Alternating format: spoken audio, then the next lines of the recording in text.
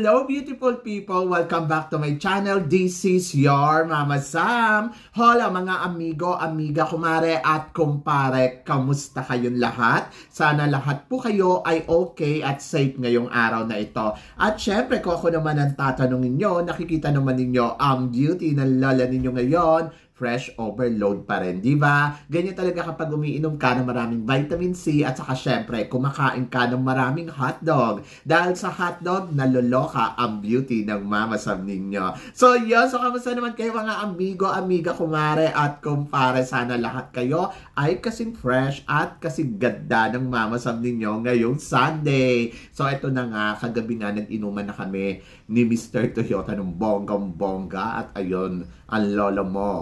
Ang lakas uminom. Charot. So, yan. Siyempre, masaya. Nag-enjoy at na-relax ng bonggang-bongga. Kaya, ano pa? Diba? So, ganun talaga. Christine Ann Perez. Maganda ako. Charot. So, yan. So, eto na. Marami tayo ngayon, chika, na talaga naman, oh my gosh, oh my gosh, oh my gosh. Magtataas ang kilay ninyo ng bonggang-bongga dahil ang daming pasabog ngayon dito sa Miss Universe na talaga naman maloloka kayo ng bonggang-bongga. Pero bago ang lahat, syempre, shoutout na muna sa lahat na laging nakatutok dito at laging sumusubaybay kay Mama Sam Vlog. Kaya naman, maraming salamat guys at God bless you all. So, yon. So guys, simulan na natin. Para sa unang chika, Mama Sam, ano masasabi mo? Ana Valencia, lumipad na patungo sa laban niya sa Miss Globe. Tingin mo, Mama Sam, title ba to?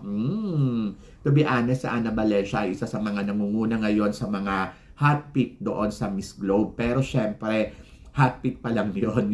Hindi pa yun yung actual na laban. So, abangan natin kung anong eksena ang ipapakita, syempre, ni Ana Valencia doon sa Miss Globe. Kaya guys, sana huwag nyo rin kalimutang iboto itong si Ana Valencia doon sa laban niya sa Miss Globe. Kasi syempre, wag naman natin pabayaan si Ana Valencia kasi sayang naman yung ganda ni Ana Valencia kung matatabunan lang ng Miss Universe, di ba? So, yun. So, sana support tayo kay Michelle D at saka kay Ana Valencia. Kung kailangan ni Michelle D ng botohan, kung ano yung suporta na binibigay natin para kay Michelle D, ibigay din natin ng buo kay Ana Valencia. Kasi si Ana Valencia naman ay Miss Philippines din, di ba? Huwag nyo naman kalimutan ang gandang binibini na talaga namang ready din na makasungkit ng corona sa Miss Globe. So, ngayon pala masasabi ko, Ana Valencia, good luck, di ba? So, yan, supportahan natin si Ana Valencia. And then, ito na nga, sus ko, dumating na yung mga kandidata doon sa, sa Miss Universe competition nila. So, ano daw masasabi ko? Bakit daw naka-stay lang daw sa hotel? Kayo naman, parang hindi na kayo nasanay sa Miss Universe. It's all about the hotel. Charot. So, yun, lakad doon, lakad dito. Punta sa room nila, magpapalit ng damit. And then, ayun, eksena, photoshoot doon, fitting doon, makeup dito, makeup doon. Paikot-ikot lang sila sa loob ng hotel. Ayun ang nakakalungkot sa Miss Universe. Kasi, parang wala sila talaga yung masasabi mong ganap. Pwede naman sana magkaroon ng mga fashion show, pwede naman sana magkaroon ng event ang MUBA. MUBA ba? Oo, na parang, alam mo yun, magkaroon sila ng fashion show, yung mga ganon. Para at least may mga activity na nakikita talaga sila sa galawan nila. Hindi yung hinihintay na lang natin yung preliminary competition. Isipin mo na lang, bukas photoshoot, today photoshoot, sa isang araw photoshoot pa din. O, diba? Nakakaloka. So, yun lang yung ginagawa ng mga kandidata. Doon lang talaga sila sa around the hotel. So, paikot-ikot sila doon. So, yon. So, Mama Sam, ano naman masasabi mo sa pa-eksena ni Mexico at Thailand na sabi, look like the twin sister. Charot. Twin sister ka dyan. So, maganda si Mexico para sa akin na talagang masasabi mo yung beauty niya, kumakabog ng bonggang-bongga at hindi talaga ako masusurprise kung makakapasok to sa semifinals. Si Antonia naman, maganda din naman si Antonia, pero hindi kasing ganda ni Mexico. So, yan. So, basta, laban lang sila. Ilaban nila yung ganda nila sa Miss Universe. And then, ipakita nila yan sa competition. And then, para naman sa sumunod na chika, Mama Sam, anong masasabi mo sa mga eksena at galawan ni Miss Thailand na ngayon ay talagang kumakabog ng bonggang-bongga? Well, Miss Thailand, ang masasabi ko sa kanya, parang birthday niya. Charot. So, yon, parang siya yung may pa-party doon sa loob ng hotel. Di ba? Na nakakaloka, na ano ba, sumasakit yung ulo ko sa kanya kasi parang photoshoot doon, pa-picture sa mga kandidata, nagmukha siyang may birthday party, para siyang may party. Birthday naman niya, di ba? Birthday naman niya nung isang araw. Pero naloka lang ako kasi kala mo siya yung may-ari ng ng party. Yung alam mo yun, parang in-invite niya lahat ng candidates para sa kanyang party. Pero kasi syempre strategy game niya yon. At wala naman akong magagawa doon, di ba? So yon, ang feeling ko lang ay talagang paandar lang talaga siya araw-araw. So parang wala namang bago sa Thailand. Ganyan din naman yung eksena ni Anong nakaraan taon sa Miss Universe, di ba? Naligwak nga, ayun nga, rampa doon, rampa dito. Ito naman si pampaingay yan para mapansin. Alam mo yon na parang makita yung charisma niya. Charot! So yun, kasi kailangan niya talaga magpapansin. Kasi kung hindi, mawawalan siya ng eksena sa mga Latina, sa mga magaganda doon. Kaya naiintindihan ko rin si Antonia kung bakit siya may eksena ng ganito ng bonggang-bongga. Kasi matatabunan talaga siya sa mga eksena ng mga magagandang Latina na nandoon. Diba? So yun. Mama Sam, ano naman ang masasabi mo sa pa-outfit ni Curaçao na may pa-flower pa sa harapan? Actually, hindi naman maganda yung outfit niya. Nagmukha siya naka-national costume doon. Sana pumunta siya sa Miss Grand. Eksena pala ang gusto niya. Doon siya sa Miss Grand lumaban kasi patok na patok tong eksena na to doon sa Miss Grand. By the way, naloka ako sa outfit niya.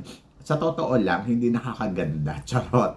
Ang pangit tignan kasi parang lumalaban ka ng Miss Universe tapos ang mga outfitan mo yung mga ganyan na nagmumukha kang katawa-tawa, di ba? So sana na lang, mas tinanggal na lang sana yung flowers sa harapan, tapos nag-tube na lang siya, o better pa, ganun na lang.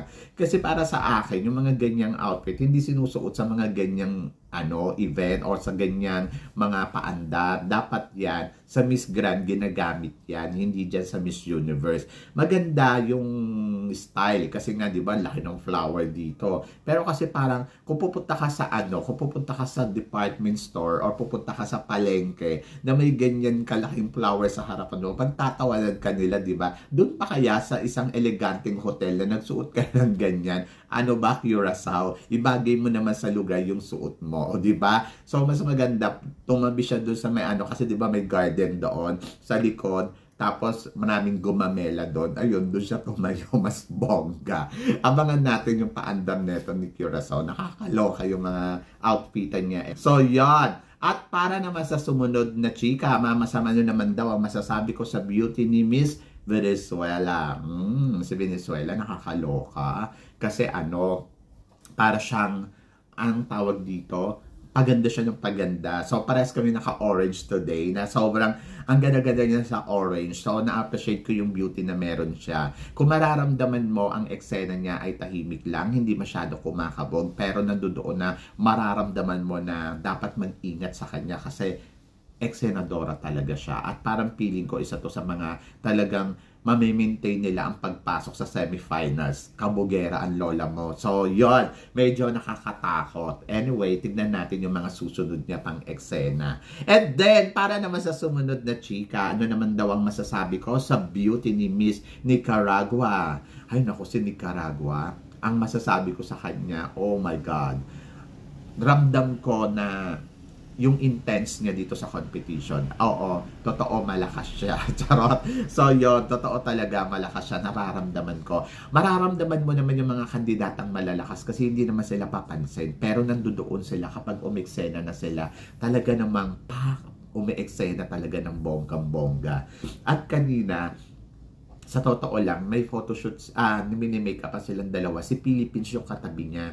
Andirito si Philippines, mini-makeup pa. Si Curaçao, nandito lang sa gilid niya. Pero wala tayong makikita na photos nilang dalawa or wala tayong nakita na video na, alam mo yun, nagbatian silang dalawa. Kasi they know each other na talagang competitive sila. Yung alam mo yun, very strong. At siguro kung mag-uusap man sila, chika lang. Ganon. Yung alam mo yun, yung hindi sila yung magiging yung sabihin mo na friendship, parang feeling ko, sila yung nakafocus sila doon sa competition. Yung target nila is everyday pasabog, everyday eksena. So, ito talaga, ramdam ko talaga yung masasabi kong competition. Kaya, ito talaga si Nicaragua, isa yan sa mga aabangan natin. Lalo na, di ba, nasapawan siya ni Michelle D doon sa botohan Boys for Change. Ay, nako, syempre, yung ego niyan, hindi yan basta-basta na Kasi, kilala naman natin sila. Pag nasa competition sila, talagang as in talagang gusto syempre nilang manalo. Kaya paandar. Pero yung beauty niya, gusto ko rin yung beauty niya. Mukha siyang Barbie na, alam mo yung morena.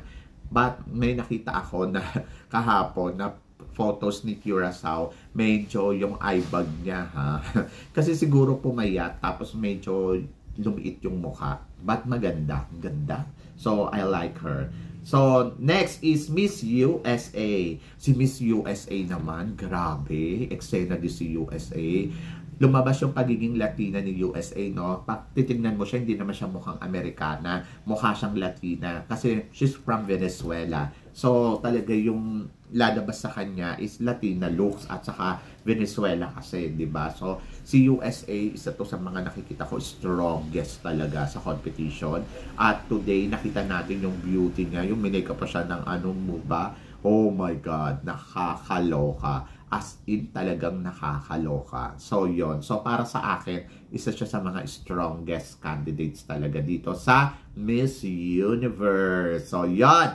And then, Mama Sam, tingin mo sa outfitan ni Michelle D today.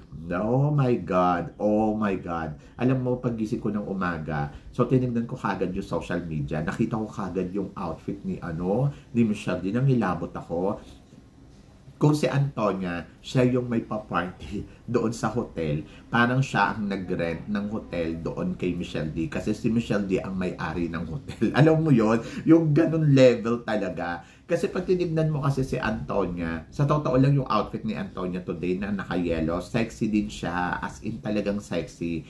Pero grabe, si Michelle D, yung tipong naglakad siya, tapos yung mga kandidata nakatingin lang sa kanya, yun, tapos bigla siyang pinag-chismisan na, ayan na yung may-ari ng hotel. Ganon! Ganon yung drama. Yung tipong naglakad siya, dumaan siya doon, tapos napatingin sa kanya lahat, tapos bigla sila nagbulungan na parang sabi ganon, siya yung may-ari ng hotel. Ganon! Ganon ang eksena ng lola mo. Yung lumabas siya na naka-white siya, tapos naka-mini skirt siya na bonggang-bongga. Ang galing ng designer nung outfit na yon, yung stylish niya, sobrang panalo. So, kudos sa kanila. Tapos yung makeup, perfect. Tapos yung hairstyle, ay nako, ang lola mo. Eksena kong eksena, di ba? So, yung tipong elegante lang yung labanan. Yung tipong nasalubong siya ni Miss Spain. Tapos si Miss Spain ay tumingin lang sa kanya na parang okay, yung gano'n lang yung buhok ni Mrs. Spain kasi nakita si Michelle D para magmukhang sexy siya, gano'n. Pero eto talaga, si Michelle D, grabe. Nangilabot ako doon. Yung tipong tamang timpla, tamang galawan lang yung ang gawa ni Michelle D. Yung ayun nga, mukha siyang may-ari ng hotel. At ito naman si Antonia, naloka naman ako. Ang lola mo, talagang pang Miss Grand din ang atake. Yung alam mo yun, sana kung ganyan gagawin mong atake, pumunta ka ng Miss Grand, nakakaloka, ang lakas maka-cheap, charot. So yun, di ba? Ang sexy pero nakakaloka. Alam mo yun, yung parang effort na effort. Ganon. Ganon yung laban ni Antonia Forcel dito. Anyway, so good luck kay Antonia at good luck din kay Michelle D. Magkitaan na lang tayo sa final. So, ano daw ba ang update doon sa sa ano ba to? Doon sa botohan. Siyempre, namumuna pa rin si Michelle D na merong 152,000 vote. So, si si Ukraine, na stuck na lang siya sa 139. Sabi ko sa iyo si Ukraine, siya dyan, baksak lang yon, o, diba? May sponsor.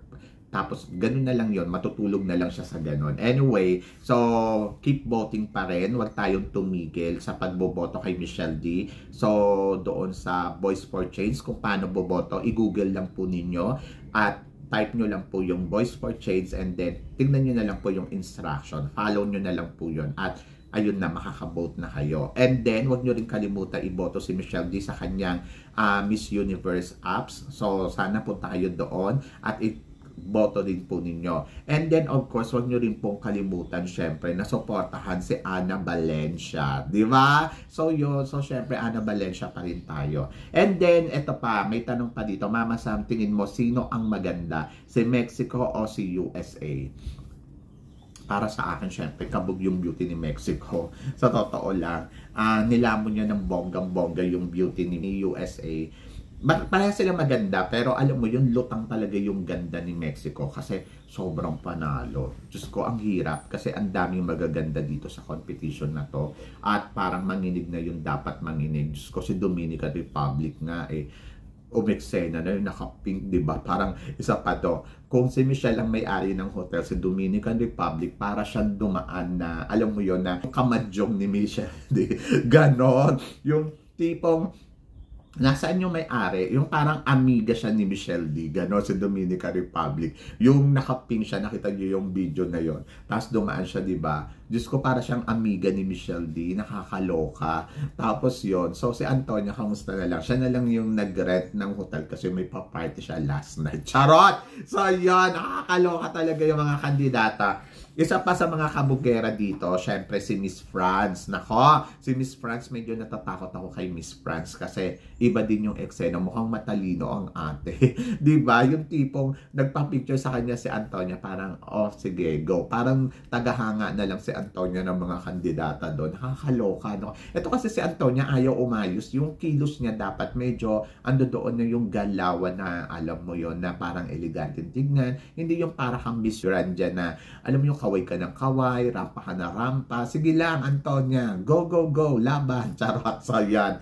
Anyway, so good luck. Nakakaloka kasi talagang papansin at lagi mo siyang mapapansin. Anyway, hindi natin alam kung anong mangyayari pero ito ang huling chika. Mama Sam, tingin mo, ang magta-top 3 pa rin ba dito ay si USA, Philippines, at saka si Thailand. To be honest guys, sa sobrang dami ng malalakas, syempre hindi na natin alam kung sino ba yung magpapaandar pa hanggang sa dulo ng competition. But nakikita ko pa rin dito na malakas talaga ang laban ni USA, ni Philippines, at saka ni Thailand. In fairness sa kanila. So tingnan muna natin kung ano pa yung mga susunod pang mga eksena na magaganap dito sa competition na Miss Universe. And then tingnan natin yung mga dark horse candidates kasi mukhang nananahimik sila pero alam mo yon, mukhang pasabog, diba? So yon, so abangan natin guys syempre kung ano pa yung mga kaganapan na magaganap dito sa Miss competition ng Miss Universe. And then of course Michelle D na nakakaloka talagang.